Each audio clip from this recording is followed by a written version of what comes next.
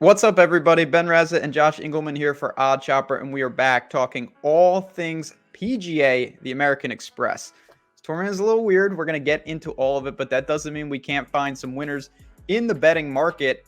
As I did last week, Russell Knox 10 to 1, not 10 to 1, top 10, 12 to 1. I have started the season a little hot, and I know that you're going to probably try to play catch up, but come on now. If I can cash Russell Knox, anything is possible. I'll tell you what, man, I was feeling pretty damn good when Kevin Na got out to first round leader. I was in for that. It was feeling pretty damn good. I was like, oh, cool. He's just going to do it again. And I'm going to look like a genius. Tumbled a little bit, didn't get there. But kudos to you. 2 for 2, man. It's good to see. Yeah. I mean, in reality, also, so far in this video, I'm making double the amount of picks as you. So that is a little advantage I have. But it's nice to get off to a hot start. Obviously, it's a long golf season. If you are new to the channel or you're just hopping in, looking for some Amex picks, welcome aboard. Hit that like button. More importantly than that, though, subscribe to that channel. If you want to see more VOD content from golf to NBA to obviously the NFL playoffs and everything, this is the place to be with Odd Chopper powering. Enough about that. Let's get into the picks. Again, rotational Saturday cut. A lot of weird variables in here, but I'm just going to treat it as I always do. When I look at the players, try to find the value that I think is best in the market. Get my card started with the biggest disappointment of last week, playing a little buy low. Sungjae Im, 21 to 1. What, your boy? I'll get to him in a second, I guess. Okay. I mean, again, we don't talk about this before the show. Sungjae Im, just well-rounded player. Obviously, the off-the-tee game has been rock solid all through swing season. Everything else has been hit or miss. But what I did, and again, it's not the end-all be-all, when he won at the Shriners the week before, 31st. When he was runner-up at the Masters, he came in 50th at the Houston Open the week before. When he won at Honda, he was 29th the week before in a WGC. It's not a guy so far in his career where it's like, oh, he has to be hot to break through. He can flip the switch easily. He's a world-class player, getting north of 20 to 1. I don't want to go to Rahm at those type of odds. He's amazing. He's the best player in the field. Give me 21 to 1 for Sungjae in a good bounce back spot. Yeah, I looked at Cantlay for a second, and then I was just like, wow, that seems like a really good number on Sungjae Im. Why I go first. That doesn't help me at all. Miscut last week, couldn't make a putt, terrible in the approach, just bad overall. Probably get a slightly better number because of that this week than we would have gotten had he just been passable. He'd been pretty good over his last few tournaments. Picked up the win at the Shriners in October, 8th at Tournament of Champions 2 weeks ago, tied for 12th last year at the Amex. So I think this type of tournament fits him pretty well.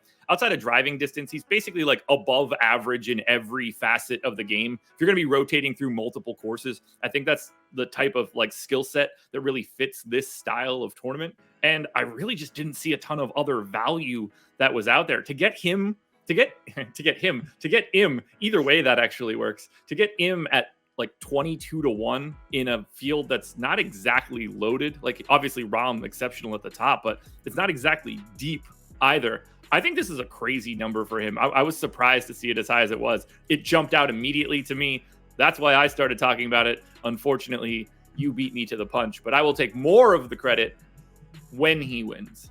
And you got me a better number. I didn't even see there's a 22 to 1 out there, and that speaks to the importance of Odd Chopper and shopping those lines, getting those best numbers. It adds up quickly. You don't think it does, but it absolutely is crucial when you are betting golf outrights. All right, so we got a double Sungjae. I believe in week 1, we also doubled up on someone, and it was Bryson. Oh, Bryson, that didn't good, but Cam Smith came through. So maybe if, and hopefully Sungjae wins, my last pick. Can I guess? Please, go ahead. All right. Could get it. Are you? What is it? Outright or are you? No. Limit. Okay. It's a top 10. Luke List. No, but I looked at him. I think if you're building an aggressive card, and again, we'll have plenty of content on all this. Luke List is a guy you could consider. I'm going with my theme, and this is not the smartest thing I've ever said, but you know what? If I can cash a ticket with Russell Knox, that means I can cash a ticket with Rickie Fowler. Rickie Fowler, top 10, plus 550.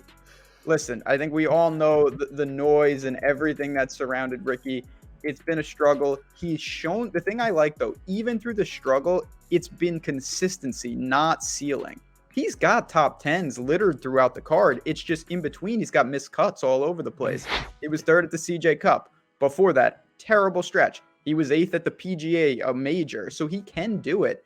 It's just, can he sustain it and can we pick it? But you know what? The odds to me are still appealing in a tournament like this.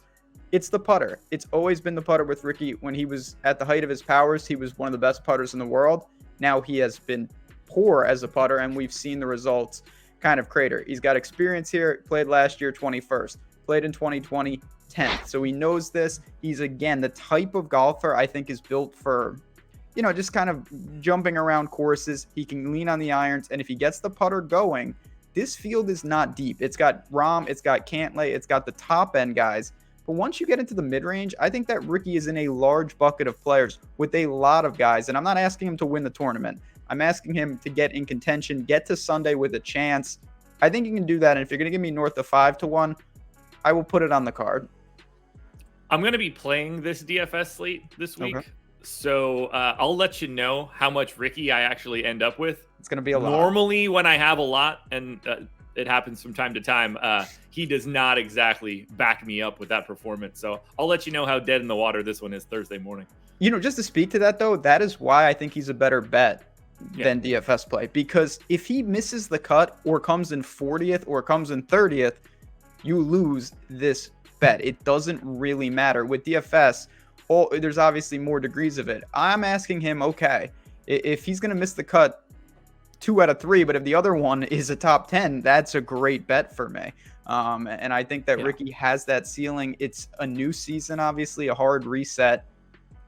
I'm gonna try to buy low on Rickie as well. That's the theme of early season golf. It's been working. We're gonna try to keep it rolling. Buy low on some of these guys. So we've got the double up on Sungjae Im at 22-1, and we've got Rickie Fowler for a top 10, 5.5-1. On our way out, just very quickly for me, one and done article will be posted, as well as a special one and done VOD. But I'll just say, I think Sungjae makes a very interesting one and done coming off of that. I like him there as well. Do you have any quick thoughts on your way out about one and done, just like going to the top of the board with like Rahm and Cantlay, or do you look to maybe save those guys? I would be looking to save it. Just looking at the top now, I'd be looking at like Answer, List. Ooh, List. Maybe Russell Henley. Something in that area. Nothing super close to the top. A little bit worse betting numbers than we're getting for Im. I think I want to save Im for a little bit later. I'd want to save Rahm or Cantlay. Can't Cantlay. Saying Rahm made me want to say Cantlay, which is not at all what his name is, or Scheffler at the top. I think it's too early to use those guys in the season, so I'd be working my way down a little bit. Again, stay tuned for all that and more. But for the Amex, for me, for Josh, and everyone here at Odd Shopper, good luck. Let's keep it going. Again, hit that like button on your way out, and we'll see you guys next week.